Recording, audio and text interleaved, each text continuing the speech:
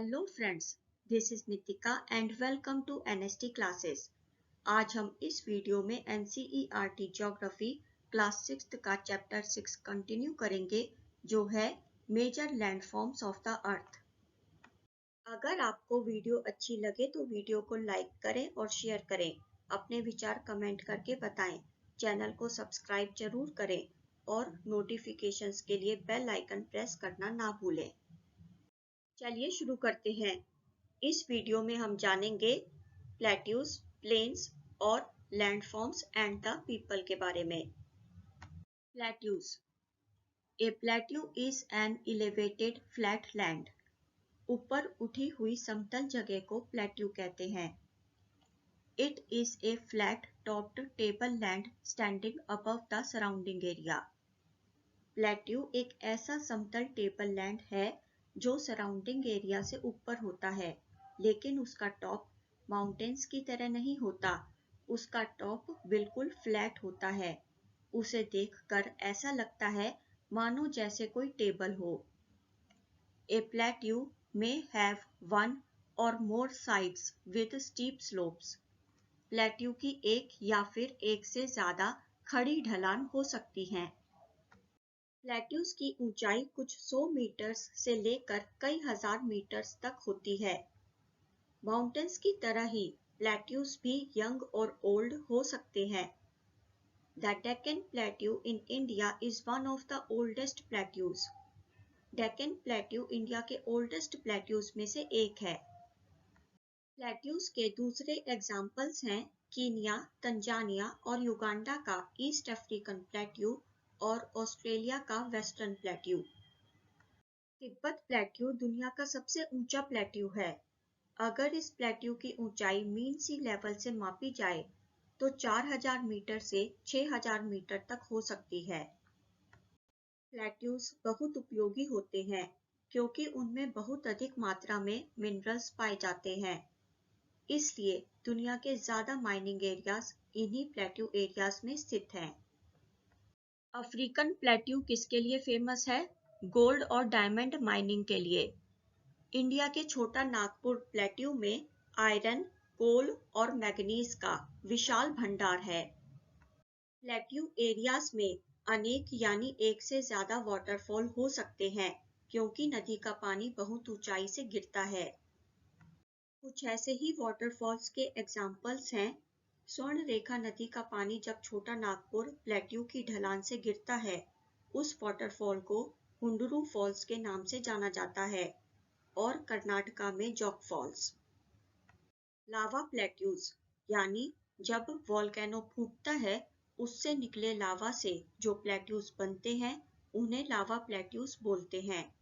इन लावा plateaus की soil black होती है, जो खेती बाड़ी करने के लिए बहुत उपजाऊ और अच्छी होती है। अनेक प्लेट्यूज में देखने योग्य बहुत सुंदर स्थान होते हैं। यहाँ अनेक सुंदर वाटरफॉल्स भी देखने को मिलते हैं, जिनकी ओर टूरिस्ट आकर्षित होते हैं। अब हम डिस्कस करेंगे प्लेन्स के बारे में। विस्तार रूप से फैली हुई समतल जमीन को प्लेन कहते हैं।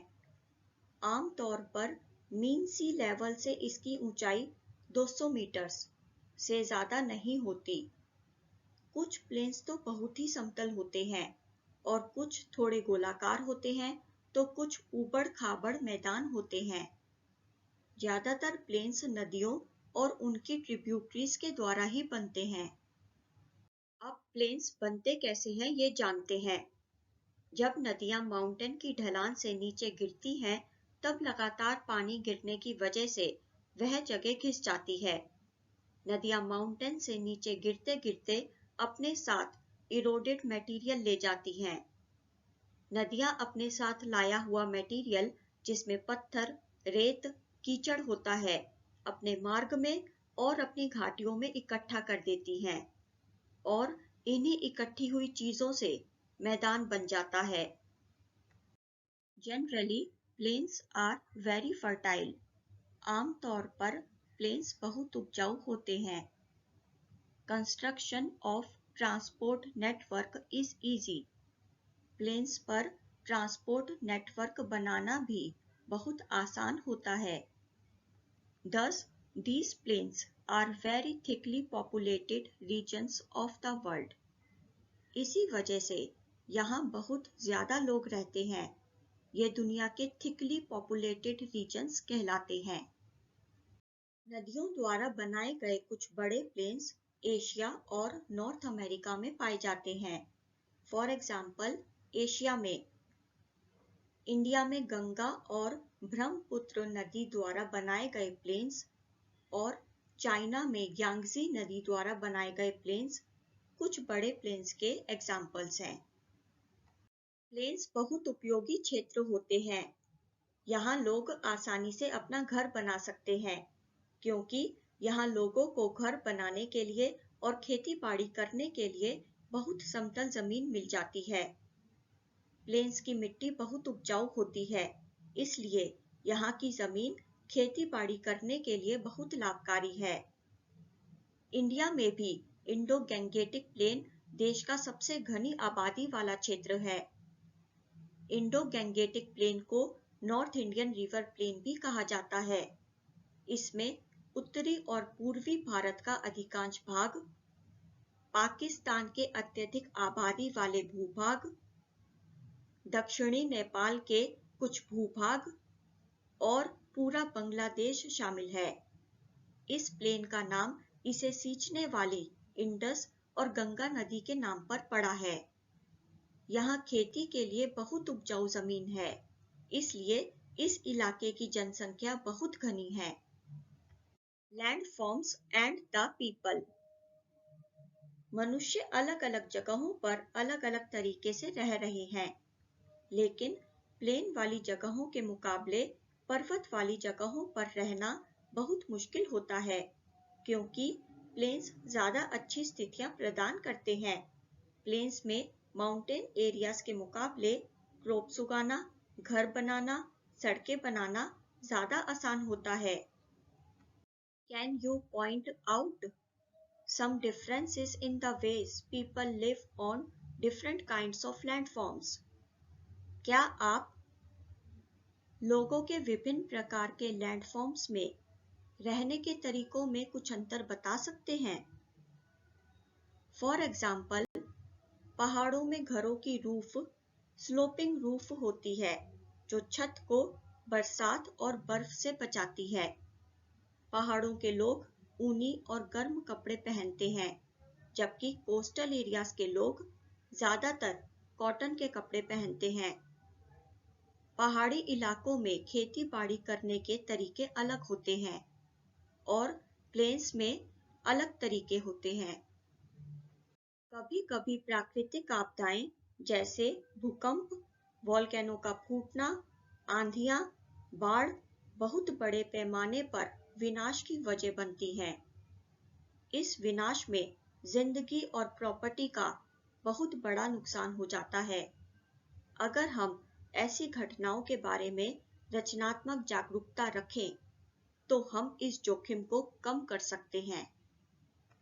आप अपने आसपास देखकर ये पता लगा सकते हैं कि हमारे पास जमीन और पानी को इस्तेमाल करने के कितने तरीके हैं, और जब आप अपने आसपास देखोगे तो नोटिस करोगे कि हम अक्सर जमीन और पानी का इस्तेमाल गलत तरीके से ही करते हैं। फॉर एग्जाम्पल, हम उपजाऊ जमीन पर घर बना लेते हैं।